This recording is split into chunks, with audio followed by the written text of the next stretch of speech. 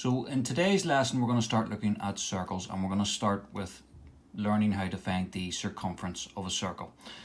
First off, before I explain to you what exactly the circumference of a circle is, I'm going to look at how we label some of the different parts of a circle. Now, there are more parts to a circle than what I have in front of me here, but these will be the important ones for today, certainly the ones that I have highlighted in orange. All right, so if we look at a circle, the diameter is the first line that I'm going to explain to you here. So the diameter drawn on this circle goes from one point of the circumference to the other point, okay? And what's important is that it passes through the center. That's what makes it different from, say, this line here, which again touches 2 points on the circumference, but does not go through the center. If it doesn't go through the center, then it's quite simply a chord, all right? So diameter goes through the center and touches 1 point or 2 parts of the circumference of the circle. The circumference as well, just to explain that because that's what we're going to look at, is simply the overall outside of the circle. So if we consider, when we talk about other flat-sided shapes, the outside of it is what we would describe as the perimeter. Well, the circumference is just the perimeter of a circle, so it's just the distance around the outside. All right. Now, the next line I'm going to explain that's drawn on here is the radius. So the radius relates to the diameter in that the radius is half the length of the diameter because the radius touches 1 point on the circumference and the center. Okay, so the radius is half a diameter, or you can think of it another way, a diameter is 2 times the radius. So that is the first of our formulas that we're going to learn today. So diameter equals 2 times the radius, all right? Some of the other lines I have drawn on here, so I've already explained what a chord is. A tangent can be any line that touches the outside of the circle, but it only touches it at 1 point, then continues on. And this last line, which I also have in orange here, is an arc. And when we're finding circumference of a circle, we can also be asked to find arcs using the formula for the circumference, okay? So those are the different lines that we need to know for today's lesson. The next thing I'm going to explain in relation to circles is the number pi. So many of you will have heard of it, okay? Pi is roughly around 3.14. We're going to use 3.14 as pi today, and just to show you, it's what's called an irrational number. If I was to find pi on my calculator here, there is my pi button, okay? And when you see it above the button like this in yellow, you have to hit shift and then pi to get it, all right? And if I was to hit equals, you can see it's in a long irrational number. It goes on forever. There's a lot more digits than that. It continues on for an infinite number of digits, but we are just going to use 3.14. And we're going to use 3.14 for a couple of reasons. The main one being that when we use 3.14 and we're multiplying by pi when using the formulas, it means we shouldn't get answers that are larger than 2 decimal places, so it will also make it easier for us to round. Okay, so pi, which will always be 3.14 for us today. All right.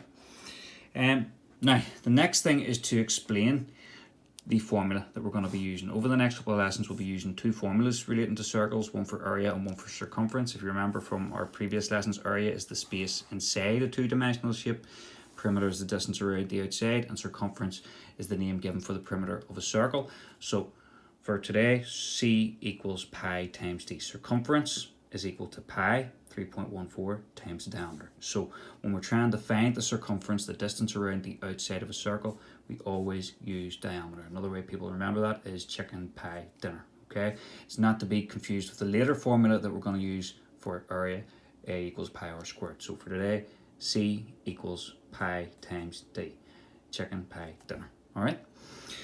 So we'll get stuck into the examples. And again, just a straightforward, here's a circle, find the circumference, okay? So we've been given the diameter. If we're asked to find the circumference, first thing we do is we write the formula, C equals pi times d, and then we substitute in our values. Now, one of them we will already know being pi, so C equals pi, which is 3.14, and we just take the diameter from our diagram. The diameter is 5. Now, a wee thing I always use just to help me make sure that I get the right answer is a rough estimate. 3.14 is a number is fairly close to 3. So 3 times 5 is 15. So I should get an answer fairly close to 15. All right, so if I put this in my calculator, 3.14 times 5 is 15.7. So C equals 15.7, and I'm very confident with that because, as I said earlier, it's fairly close to my estimate, which was 15. And also, just something else to remember is units for this. So, like I'm saying, circumference is the perimeter of a circle, the distance around the outside. So for distance, we're just using centimeters as our units. So again, always remember units for any questions we're doing here. All right, moving on to our second example. So slightly different this time. Again, in the sense we have been asked to find the circumference, but rather than give us the diameter, they've tried to trip us up here by giving us the radius. So we're actually going to use this. So first and foremost, we want the diameter because, again, for circumference, we always use the diameter.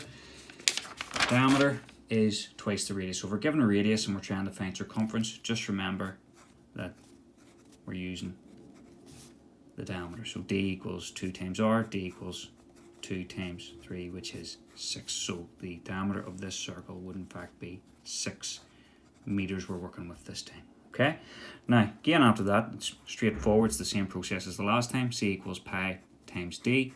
We're finding circumference. We write the formula for circumference. C equals, substituting our values, 3.14 times diameter, which is 6. So again, I'll do the estimate. So 3 times 6 is 18. I'll be fairly happy if my answer is close to 18. So 3.14 times 6 is 18.84. And again, very happy with that because it is in and around that figure of 18.84, and my units this time is meters. Okay, so only difference with this question is we were given a radius at the start. If that happens and we're trying to find circumference, just remember to double the radius to get the diameter. All right. Now the next one is looking at a semicircle. Again, like any questions involving circles, there's a whole variation of questions you could be asked.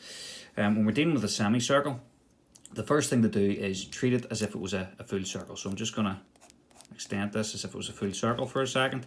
All right. So if that was a full circle, then the diameter is 7. So for the full circle, C equals pi times D. So C equals 3.14 times 7. Okay.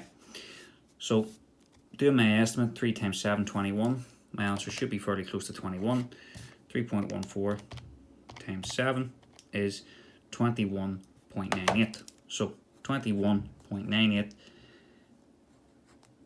would be the overall circumference of that entire circle. However, we're not interested in the entire circle, we're interested in half a circle. So next step, divided by 2. So 21.98 divided by 2 is 10.99. Now, here's where you need to be careful.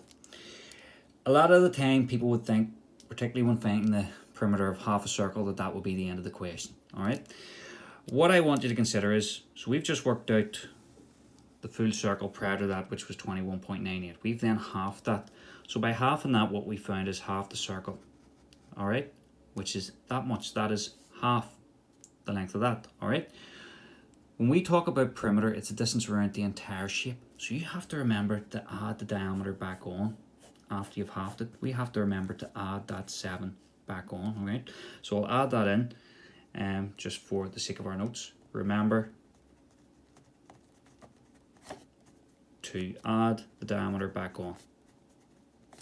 So we're just going to add 7 onto the 10.99 that we've just worked out. Remember to add the diameter. So 10.99 plus 7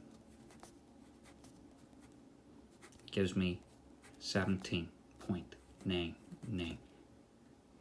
millimeters this time that we're working with. Okay, so that's again a commonly enough asked question when finding the perimeter of a semicircle. Just remember again, halving it and then to add the diameter back on at the very end. Okay, I will put up a couple of different questions on finding the circumference of a circle. Anything you're unsure about, just ask.